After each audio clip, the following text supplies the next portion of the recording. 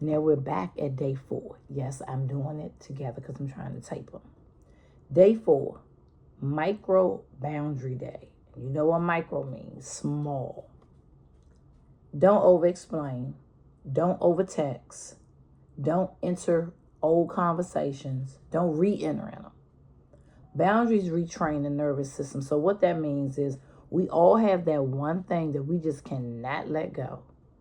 And I'm telling you, man, I have a whole list. So instead of trying to take the list, if you want to write them down, you can. But just think about the first thing that comes to your mind. When you get ready to text somebody back, if it's something that you need to respond to, don't overtext. Don't get into explaining. No means no.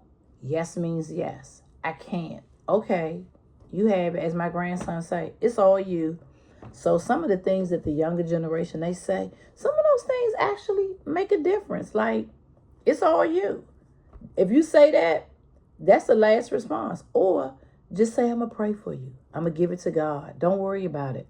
Because once we start setting boundaries, everything is going to come every which way but loose. So make sure, and in that time that you would have sat and did a text, write something else. Write what you should say. If you don't really want to write it, say you in a tiff with somebody. And you was like, I don't really want to say that.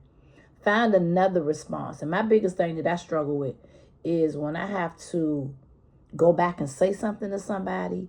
And even if it's a humbling thing, I do 2 things. I always blame myself. I always say, what could I have done better? And sometimes it's not always me.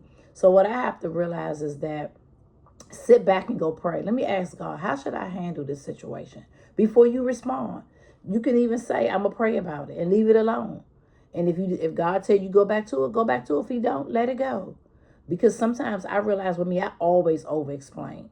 And sometimes when you over-explain, you put yourself more into the rabbit hole than you want to be. And then you start bringing up stuff that's not irrelevant, old stuff, past stuff. And before you know it, it's like, how did this one little thing create this big mess?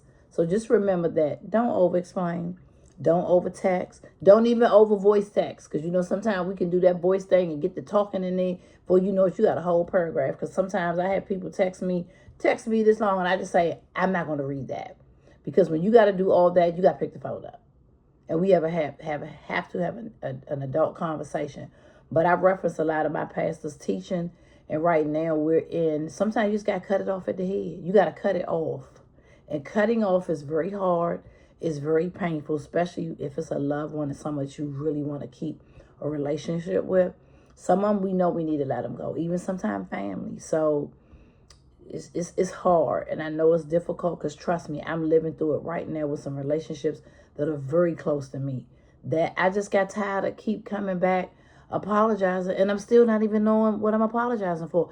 I'm apologizing for how I made you feel, but I did what I needed to do, and then it still didn't change anything. And then I found myself keep coming back. Well, what could I do next? Let it go. Don't overthink it anymore. We're setting one small micro boundary. We're going to set one. Okay? Bye. It's your girl, Julia. Bye-bye.